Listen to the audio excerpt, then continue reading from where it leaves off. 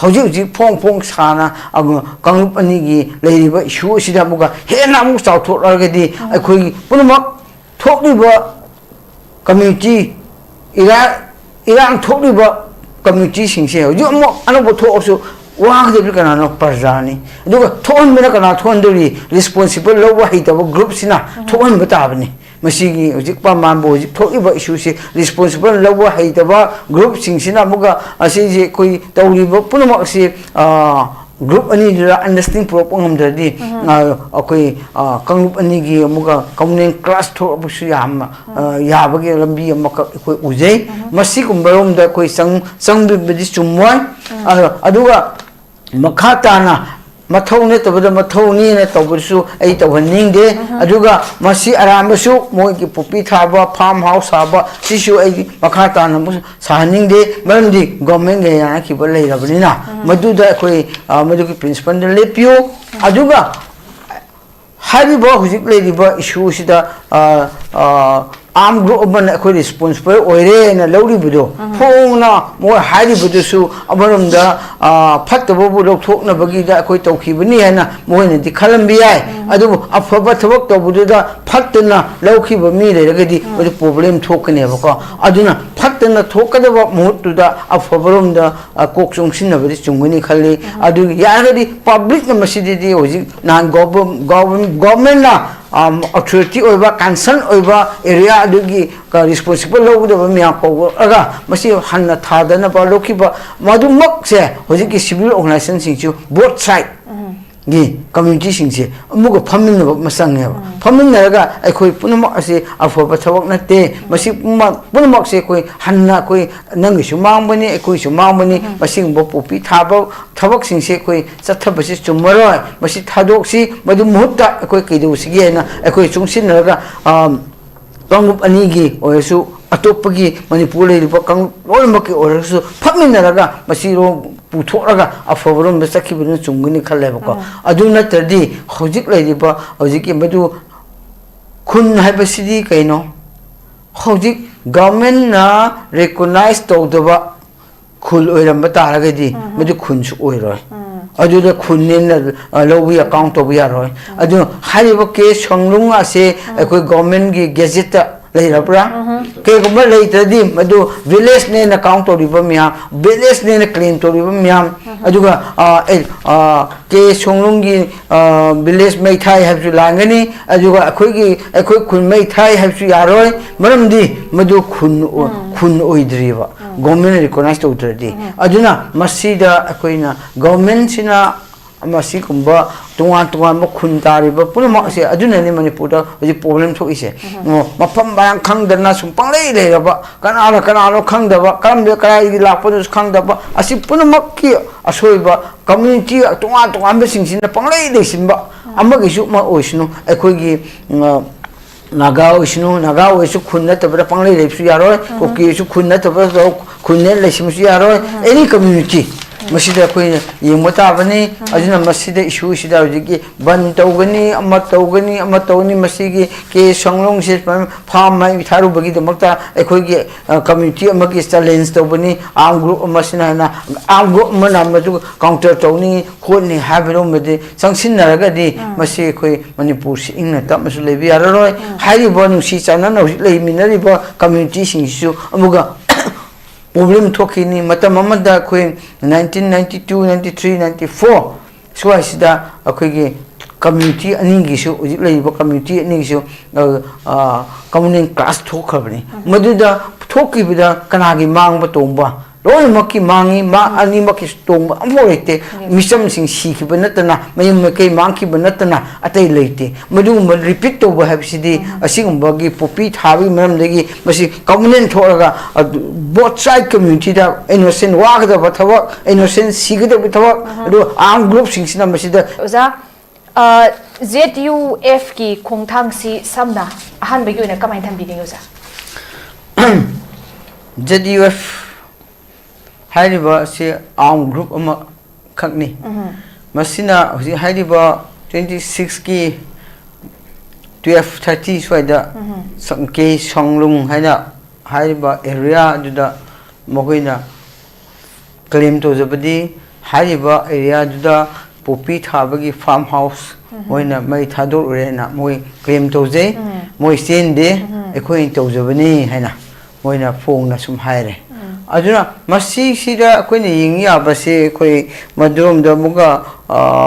yemom tamda masi popi thaba mata da kitang ngai aham ba thamjani musi matam amada government of manipur na hariba popi thaba gi matang si khoi area district wise natrasu area wise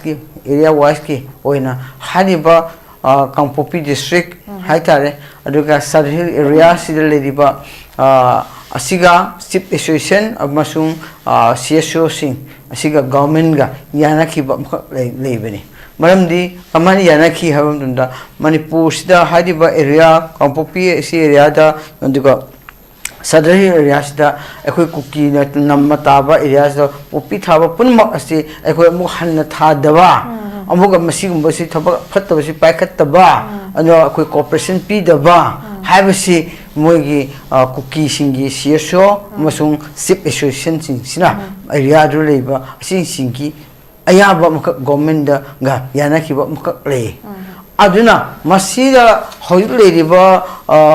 majuki yanakiba makha juda moi keep to bibadi chunguni khali madu koi yanakiba marebanina amuga haukiba matamda tharamagasu makha ta namuk thadaba habsi hariba resolution ru yanakiba government yanakiba moi ga yanakiba adu koi madu ki principle du di nga hanninge boka number 1 number 2 da hariba adu da government yanakiba madu ki wa mada thaba popi thajilakpa aligo popi tharaga kene to umang kokthoriba pulma ase yanakiba makha adudi yangadi government sina initiative lo uja gadabane baba haiba ko yanakiba makha da kana kana namuga hanna tharige adugi man yanakiba makha aduda ko agreement inadrasu yanakiba wai sanakiba yanakiba amadi leirabane bako adugi wamada kana tawri krambe area tawri kana gi sip makhada tawri kana khun makhada tawri habisidi kana yingsingda bano tamda mafam adugi area da deputy commissioner lerambiyai aduga SDO ra konba na SSC na kathima bina konbe area ne hudo adura daga police su mogi area konba police jurisdiction leire aduga army su lerangani khalli asi punama asi mohoi sina yingsingda bani aduna makhoina tawgdaba thabak adu tawroktraba state government na tawroktraba central ni tawroktraba asik bapunama asina yingba matamda hai bapot asi thada muga mala leire farm mafam da farm house kuma saraga mafam yumla mari manga to farm su oiba leisu leiba asingba singsina leisilaga popi thab yam leire adugadi masi punma asi state government na ki matam chan la excel bi da bano adu hoji lauthoki ba yanakiba aduga asingba punma si kanana toguni habun state government gi asoi bani initiative lo da bagini lo seba ko adu mara leiraba thariba popi thariba farm house hara lidiba masi punama asibu adudi any armed group amana hekta sangsilaga hekta kanagi mai thadokpa adu mi du harassment piba aduga popi su hek yan thappa asi phai amamadi wa phataba tobusing dubu adum yan thapadi chumi aduga lehenda ba thadana ba tobuli chumi dubu tawfam thoktoba responsible lawgada natna lawrodebana lawapdagi problem thokra na koi chingna bwani hojik leidiba issue sida state government ni ek makha da tawgada ba phawa punba tugai ba khoppa amamang dusu Assam la CRP na state force na pulga farm yam su thadoki dego kan pupi thaba su ekar yam na yanthali masina government gi mathoni maduda kaisu akai belete adubu mara leire khang na adubu तौदन लेबो मोय संगसिलगा arm group मन तौबा फिसु मोय मथौ नतबा लामचिंबदुदा कनागुम community अमखकना लाना लौखरदी issue सि problem नथैनरगा हजि कम्युनल लाइन द थोखरदी हाइबा मणिपुर सिदा हजि हजि फोंग फोंग साना कांगुप अनिगी लेरिबा इशू सिदा मुगा हेना मु चाउथोरगदी अखोई पुनमक थोकलिबा कम्युनिटी इरांग थोकलिबा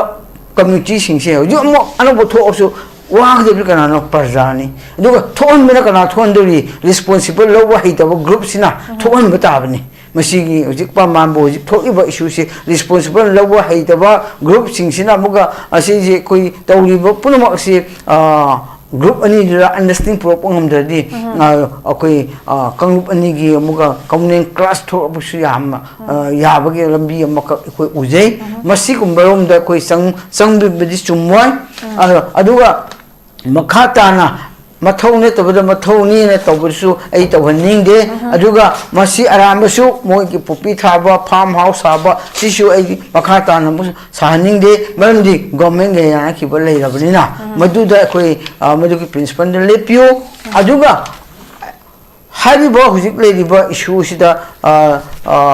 आर्म ग्रुप मन अखोई रिस्पांसिबल ओइरे न लौरिबदो फोंगना मोय हारिबदुसु अमरमदा फत्तबो लौथोकनबगी दा अखोई तौखिबनी हैना मोयने दि खलंबि याय अदुबो अफबा थबक तौबुदा फत्तना लौखिबो मी लेरगदि ओदि प्रॉब्लम थोकनेबको अदुना फत्तना थोकदबो मुहुतुदा अफबरोमदा कोक चोंसिनबदि चुंगनी खल्ली अदु यागदि पब्लिक न मसिदि होजि नान गवर्नमेंट ना अथॉरिटी ओइबा कंसर्न ओइबा एरिया अदुगी का रिस्पांसिबल लौगदबा मिया पौगा मसी हन्ना थादना बा लोखिबा मदुमक से होजि की सिविल ऑर्गेनाइजेशन सिंचु बोथ साइड गी कम्युनिटी सिंसे अमुग फमिनब मसंगे फमिनरगा अखोई पुनमक असे अफोबा थबक नते मसी पुनमक से कोई हन्ना कोई नंगिसु मांगबनी अखोइसु मांगबनी मसिंग बो पोपी थाबो थबक सिंसे कोई चथबसि चुमरोय मसी थादोक्सी मदु मुहत्ता अखोई कइदुसिगे ना अखोई चुंसिनरगा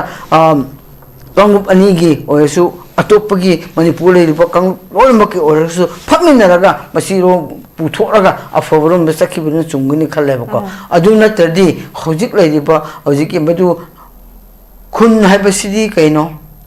हजिक गवर्नमेंट ना रिकॉग्नाइज तौदबा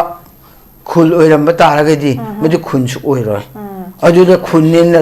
लौबी अकाउंट तौबी यारोय अदु हारिबा के संलुंग असे अखोई गवर्नमेंट की गेजेट लेरब्रा के गुम्बा लेतदी मदु विलेज ने अकाउंट तौरिबा मिया विलेज ने क्लेम तौरिबा मिया अदुगा के संलुंगी विलेज मैथाई हैबसु लांगनी अदुगा अखोई खुन मैथाई हैबसु यारोय मरमदी मदु खुन ओइद्रिबा गवर्नमेंट रिकॉग्नाइज तौद्रदी अदुना मसीदा अखोइना गवर्नमेंट सिना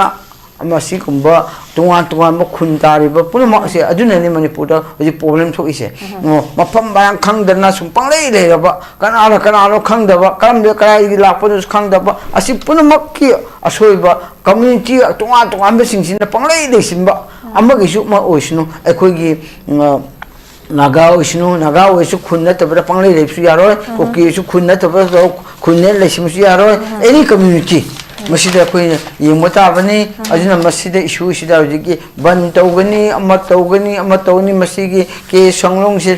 फार्म माइ थारुबगी दमकता एखोइगी कम्युनिटी अमगी चैलेंज तौबनी आर्म ग्रुप मसिना ना आर्म ग्रुप मना मदु काउंटर तौनी खोनी हाबिरो मदे संसिनरगदी मसी कोई मणिपुर सि इंगना तमसु लेबि यारोय हारिबो नुसी चानना होजि लेमिनरिबो कम्युनिटी सिंसु अमुगा प्रॉब्लम थोकिनी मतम अमदा कोई 1992 93 94 स्वाइसिदा अखोइगे कम्युनिटी अनिगिसु उजिक लेबो कम्युनिटी अनिगिसु कम्युनिटी क्लास थोखबनी मदुदा थोकिबिदा कनागी मांगबा तोंबा लोइमकी मांगी मा अनिमकी तोंबा अमोरेते मिसम सिंग सीखिबा नतना मयम मके मांगखिबा नतना अतै लेते मदु रिपीट तोबा हैबसिदी असिगुंबगी पोपी थाबी मरमदगी मसी कम्युनिटी थोरगा बोथ साइड कम्युनिटी दा इनोसेंट वागदबा थबक इनोसेंट सीगदबा थबक अदु आर्म ग्रुप सिंगसिना मसीदा इन्फ्लुएंस तोबिगनु हाइनाइदी बोथ साइड पिन तोनिंगी अबा जुप दिसो पिन तोनिंगी अदु असोम साइड लेरिबा कंगु अमगी आर्म ग्रुप सिंगसु masida akoi kok thadanaga ama angam tanabadu tawrisi adu mutta nungsi sanana kaido akoi misunderstanding thoktanaba tawraga tung koi nungsina chapminabadu romda chapasina manipur gi damakta natana laiminariba community anigi future gisu leminasi habaga ai hambraund thamjigi yam phajaba point ozana thambi akogi hairiba hujiki wafongi ke kogi songlung part 2 village simaksu masi government ki ayaba recognition do yawra kanda sem khraba aduma village la haiba simsu ahanbada masigumba akogi mathom buram ikhang khangudana macha mayam ma siki कोई series of discussion में हम तौरे village में ma'am हेंगलप illegal immigrant की relate तौना चौबना अखोद issues ओरप state असिदसी वफम लेना सिमक्सु अचौब वहंगनी हाइरिबा village सिमक्सिसु मसी अखोगी मफम Marang खंगना government की अयाबा यावना मसीसे लेरिबा village Laiba पोतुमसु लेरे अदुगा ZUF न लखलेबा खोंथांगसी पुपी थिंगबगी असिग खोंथांगसी यामना अखोने appreciate तौफम थोपा अचौ अफब खोंथांग अमा ओइरगसु मसीगी दायित्व लौफम थोपा मरुदी गवर्नमेंट अदुगा ममांगदसु गवर्नमेंट का यानबा अमा लेखिबा अदुगी टर्म्स एंड कंडीशन दु लेखिबा मरमना मखोइना मसीगी थाबा होरक मतमदा इनिशिएटिव लौदबना मखोगी फेलर दुन मखाताना चथरप वफम से मैम ओइरे डिस्ट्रिक्ट एडमिनिस्ट्रेशन कदौरी DC कदौरी SDO कदौरी सि वहांग से मैम हंगगा लाबने ओवरनाइट ता हौकिबा याव जामग्रबा एकर्स एंड एकर थाकिबा दुगा पोपी मैम दो अखोगी मिटना कुपदा हेक्ता हौरगा खुदक तो ओइकिबा नते मदु सिंदो करिगी येंगसिल हौदे हाइबा वहांग अचौ अमा सो कोइ हंगदुना लेरिबनी अदुना खोंथांग से अफबा खोंथांग ओइरगा सुलोना थिंग्रबा सिंगमल हौलुप कांगबो मना पाखल खोंथांग से तसेंग हाइरगदी दायित्व सिदी ओनना लौबा हाइतारे गवर्नमेंट पाइगदब खोंथांग दु मतंग जाना मफम मतम जाना पाइखत्रमदना दुना सिगे अगेंस्ट मुसुगा गवर्नमेंट ऑफ इंडिया गा सुगा लेनरिबा दुगा UPF का केनो गेना अकोइना मु पाखुम मु पिरकपा सिदगी मथंग थोलकपा सिक्योरिटी सिचुएशन थोलकपा दायित्व पुनम वायलेंस थोलक मतमना खोइगा पुगदबनी काइना सिगम मयोनम दो ओनसन रकदबगी अदुगा वायलेंस थोलकपगी कम्युनिटी टेंशन सागन अरकपगी पोट अमक लाकपा तारगदी मतुसु अचौबा इशू सम थोलक तारगदी याम लाइबक थिबो ओइदुनी हाइबा ऑफम से जान थबी जानंग साइ हाइबी किबदो जा खो याम जुम खोंथांग ओइतारगसु तौगदबा तौफम थोक्तबा न पाइखलपनदना अमु अखोगी इंसर्जेंट कोइ आर्म ग्रुप मसेंग अदुदा लोकल कम्युनिटी दुगा सोशल हार्मिंग अकाइबा लाकदरा हाइबे गजान थंबी किबदो स्वाइगी मतंग हुजिक लेरिबा अखोगी आर्म ग्रुप सिंग हाइतार हुजिकी पोपी की थाबगी मतना पोपी प्लांटेशन अदुगा पोपी की लेरिबा अखोगी लान चंगसिलिबा हाइतारे मसिदैसिदा आर्म ग्रुप सिंग सिगी रोल सिटी कमाइन थंबीनी गजा मणिपुर की अपुन सुबरा मसीगी इशू सिदा इना सुम थमदनिबदी मणिपुर सिदा जे चनरिबसे अखोय आर्म ग्रुप हाइतारे को इंसिडेंसी मियाम से मसीना उजिकी स्टेट गवर्नमेंट ला तौगदबा अदुगा लो पाइबन तौगदबा तौइदबा असि अखोय असि सिदा मक्का कनति के हाइनी याव यावसिमगुंबा हजि पमांबो यू फाबा है एक्साइज डिपार्टमेंट फाबनी अदुगा होरन पोचै अरो अथुम पुबा खोपा हा सिंगला रोम सिंगि फाबना नापना फागन फादोइने कस्टम फादोइने अदुगा अखोइ जि सिदसु कोइगी आम सिंगसिसु लोमु यावसिनबा अदुगा मी हापा मी कनगे नुपी अंगांग चेंबा चेंदबा सिदफा सुम यावसिलक्पा स्टेट गवर्नमेंट की लॉ दा इंप्लीमेंट तौदब म्याम से तौद्रबनिना असि मोइसु जुम अदु यागरान तौबा असिगुंबा सि हम थोए मणिपुर सिदा जिक लेरिबा आर्म कॉन्फ्लिक्ट सिदा जिक लेरिबा सिचुएशन सिदा आर्म ग्रुप सिंसिगी चत का कइनो तौदबसे मोइ तौदबसे कइनो हाबदो लोम याव यावसलसु याई हाब भापता सुम तौरपा सिदा होजिकी तौरिबा इशू सिदा कोइ एना तो हन्निंबदि होजिक लेरिबा इशू सिदा इरांग सिदा अखोय कमाइना तोरगा मसि चाउथो हलुइसिगे हाइबा मतम सिदा होजिक मतम चाना होजिकी थोखरे फार्म खम बकनगिदा फार्म हाउस का मै थाजोखरे अदुदि मसि मखा तांग थोप याई कांगुपनी मरता अखोयगी सोइदना नोमदे थोप याई हबसे कोई स्टेट गवर्नमेंट सेंट्रल गवर्नमेंट खांगमनी मिनिस्ट्री ऑफ होम अफेयर खांगमनी अदुदि मदुगी खांगलगदि मसि इनिशिएटिव खल लवहनिंगेबा हजि लेरिबा आर्म ग्रुप सिंचे मोइगे जारेबा जुक ओइस्नु केनो सुनु UPF ओइस्नु अदुगा UKNA ओइस्नु लेरिबा अमसु NSN IM ओइस्नु अमस ओइस्नु को असिगुंबगी conflict innocent markta conflict amuk thohan bi hai haigadi hojikna central government initiative lo biro both side moi movement control to biro aduga hojik thok moi jingnari ba mafam singsida central force leisin biro aduga moi movement to hun bigano aduga state force singa control to be area to biro aduga makata na masingba asigi hojiki popi gi sunglung village da farm kra mai tharu bagi farm house ka tharu bagi masigi dagi chauthok tana ba se aidi moina initiative lo hunning number 1 asigba lo di lo kholak di henna masigi henna awa bata pasu yabagi tanjam le ko ajuna masi manu ibadi khoi aina request to jining badi state government gi na initiative lo su lo su aidi tholi ba jiki claim to riba jup faction ko kamson gi group hai se kamson group leiba singsu aina appeal to jari masi koi moina afoba thawak ni moina pakhatli se adubu madu afoba thaw pakhapada akoi public singda ino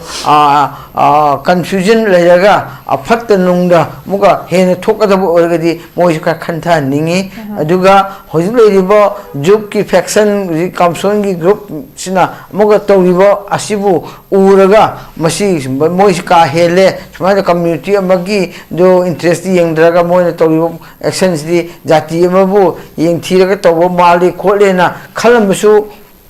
lermi ai adubu madusu atoppa community leiba akoi sin kuki gi site arm group sing so in a pinto jani masidi masiki issue degina chauthokpa wakhalonda idi tawhaning de adum nakhoina step ek global labam tamda both side ki step ek global labam tamda leiriba isininaw khun nak thangna khun tariba akoi gi kuki sing so naga sing so koi jarimong side so sum nak tariba myam gi awa mata ba kana responsible over the gabo high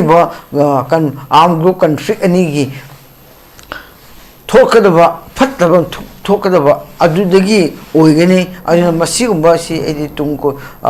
thoning de aduna khatang koi civil organization singsu tie up to biro both side ngamu yaba ngambiro aduga aleriba khun thangnariba community anigi chief association khangde aduga hujik sada hill chief association kumba kaul tawriba koliba purmaksu kha khandaraga ijati majati hana adu masattaba po tholiba pona maksi koi community gi society in Manipur da thoriba issue mani sigi problem mani hana lawraga initiative padan lawani responsible padan lawani madu responsible lawa hiba leadership daka oire civil organization sing leader daka oire masigumba luraba kamu pani da community thorpi abagi ambala pam tamda sap chana dishe lawa ngamba organization sing oheningi aduga makha tansu madugumba thoktanabagi khangba ngamba arm group sing su oheningi aduna masi se edi afabadna 10 lawi aduga hojik tholiba matam masida koina ani sibu khanna sainaba khanna hanningbagi romda changsillaga ngangnaba launaba aduga media da sum tonaba asisi ide appreciate taude aduna masi athu matamda masi thok khibo punama asibu koi phaminaraga ngasimak Kangpopi headquarter da CSO sing phamin nakiba aduga MLA sing ka responsible ro gana kiba masi punama si mahai yan ba oisno aduga hoji makhata na asai santa na haido koi CSO anina group anigi phamina kiba UNC na phamina ba ado kutu phamina kiba singje masi jati aduga hoji arm group singi responsible lobone na lawsi mak ja masigi CSO sing lawri badi sando phanaba lawri bado masi hariba kangrup anigi kan arm group sing so madu da idi support to honinge ba ko to yo puno se koi hau khre adubu lawri ba CSO sing sina jike kutu khangde UNC खंगदे अतोप civil organization खंगदे मसी पुनमक्सी जाति अनिगी ओइबा लौखिबा decision असिदा कोइसु यारगदि अफबा ओइरगदि support टुबियो मखा ताना फत नुंग थोक्तनबा मसी कोइ लेटमिनसी हाबिसि A both side आईगी humble request अमक तौजनिंगे देगा मणिपुर की इंटरेस्ट की यंगसो आई अपील तौनिंगे मसी पीसफुली लेबि यानबगी दमक्ता मसी फट तुंग द फ्यूचर द क्लास लेना अमक अमक नुसी चनदना लेबगी मुहता नुसी चनन लेबगी दमक्ता आई दि अपील तौजगी ना हम लोग तौजगी ओजा याम फजना ओजाना थंबिदे कोगी पीसफुल को एक्जिस्टेंस टू फजना अकोइ लेहंगे हाय तारगदी CSOsing adagi chip orasu leadersing sina yam phajana makhoigi akoigi khongthang si lokhat pa role si phajan lobi ba aduga government na aduga state na lofam thok mayam si lodram dana arm group sing so amada so pungyaw ni yausilak pa gi pot am khak lak pa sidai sida law and order ga pung chai charak pa gi mong hai tari sida amada so man yausilak pa aduna hujik lai diba phibam sida akoigi yam kanna hujik lai se akoigi poppy si narcotics trafficking si ki pochima adagi de koi giteram haina any practical or constructive suggestion towards adom dala akano za koi gi poppy plantation sida koina oza santana su phajan thambikre there is no zero tolerance because for medicinal purpose mak thaba yaba yadaba gi mayam am su leide duna sidai sida akoida manipuri gi des amu case sida mu akoi gi poppy cultivation si yamna koi gi narcotics trafficking aduga drug trafficking aduga security ki threat kumba si su me am relate to boi maramam laibandana apik state sida masi thaloi dabani haibaki grave concern hai tare dum mama khaksu la eduna swai sida oza da lak chaning biza government na karam makhan ki policy natraga mechanism lai diba situation sida adopt to gusi yamna mak tangai fadena can be need of the hour se kamain than being user sida makhan ani thona kai government tawda thab ani khak lei manipur da peace oina lei sergadi punamak tholiba phatto punamak irang punamak masigi peaceful oina leiba state ma oi sergadi makhan ani khak lei point ani khak lei aham da government gi mathau si am saung lei government gi mathau hai si ekoi society ama leiba kang tungan leiba community gi asida sason tawdaba ase hujik leiba thokadaba punmak ase hoi government na han advance hoina hoi leiba hujik phong hujik meitai kuki haire kuki naga haire example si hujika hujik nau thokiba asigi ke songlungi thokiba asigumba punmak asi thohaloi serdi government matam gi oiba makha थोकदा पुनबक्तु precaution लौरगा कौरगा मरुइबा मसी politician MLA सिंह खकता सिनबसि चुमदेन लौएबका मसिंगबा लापा मतम सिदा civil organization सिंगसे मसिगा लेरिबा तुवा कमिटी की civil organization सिंगसिगा गवर्नमेंट गा मरम अर्थ फमिनबा मसंगेबका फमिनरगा सोईगदबा म्याम चुराचंदपुर साइटा उखरुल साइटा तमेंगलों साइटा चंदेल दा तिनोपान दा तमेंगलों दा नुने दा सनापति थोकदबा कांपोपी दा असिगुंबा सिगी प्रॉब्लम लेरिबा म्याम से गवर्नमेंट गा CSO सिंगसे मरम फमिनरगा मदुगी अफबा थोपदुना politician सिंग MLA सिंग मरम याहुनबा responsible सिंग मोइस लोहनबा असमाय तौरगा सकदबा अमा खक्लै अदुगा अनि सुबदना अइना पामदबसिना मासी इंग तपना मणिपुर दा लेसी हदि आइदि मणिपुर सिदा अंगक पथाक की आर्म ग्रुप सिंग सि लेरे मसिंग थीब ngamdre मसी पुनमक असि आर्म ग्रुप सिंग सिगी conflict थो इसी कइदे थोपनो मोहि की difference मोहि तुंगा बा community सिंगी opinion difference opinion लाखिबा अदु ग्रुप की different opinion लापा यानदबा अदुमदगिना याम खिबने जो कोई लौसी अदुबु हाइबा मागी पांडम हाइबा मखक लेजे आर्म ग्रुप सिंसे मसी आर्म ग्रुप सिंगी पांडम से अखोई कहाइदनो मोय कम माइकैदनो मोयगे पंदम चटलिसे से मसी क्लियर अमक दका ओय अदुगा मसीगी आम ग्रुप सिंग सिगी मरतगी डिफरेंस लेबा अदुना पब्लिक सु डिफरेंस ओइना वा का तुआ तुआंबा ग्रुप तो मोयगे अपाम पाम बगी आम ग्रुप ना सेम गटलागा मसीदा कन्विंस तोरगा तुआ तुआंबगी इशू दा पुबसे मसी चुमदे न लवेबको मरमदी मणिपुर इशू दा कॉमन इशू ओइगदबनी मणिपुर से कंसेगना असिगी इशू दा पुन्ना आंगुप मियाम फमले स्टैंड क्लियर ओइबताबनी अदुगा मणिपुर से पीसफुल थमगेसु अखोई आर्म ग्रुप सिंसिना लेलिबो पुनमक मणिपुर बुनुसिबा ग्रुप ने लौजसी लौरी अदुगा आर्म ग्रुप मियाम से अदुदी मणिपुर गिदमक्ता सेमखिबा आर्म ग्रुप मियाम इजाती बु कन्नबगी तुआ तुआंबा कम्युनिटी मागी कन्नबगी तंखुन कन्बसु मणिपुर कन्बनी ना अदुगा कुकी कन्बसु वा कनगी मणिपुर कन्बनी अदुगा असिगुम वखलुंदा जेरेंलो कन्बसु मणिपुर कन्बनी हाइबो वखलुंदा चलीबा आर्म ग्रुप सिंग पुनमक असे मागी पंदम दे लंबिया दुबु अपुंबगी खक्त ओइबनिना मसिदा अतोप्पा कंट्री मखोय मसेंदा थोक्तनबगी से मोय आइदि लेहनिंगी अंडरस्टैंडिंग लेहनिंगी मोयने चलीबा मेकैस कनादनो इंडिया गवर्नमेंट ओरगदी मैम लेरिबा आम कॉन्फ्लिक्ट मैम से मणिपुर दा अफब पोकनबगी खोलाव लाव मिन्नाबसे कनादा प्रेशर पी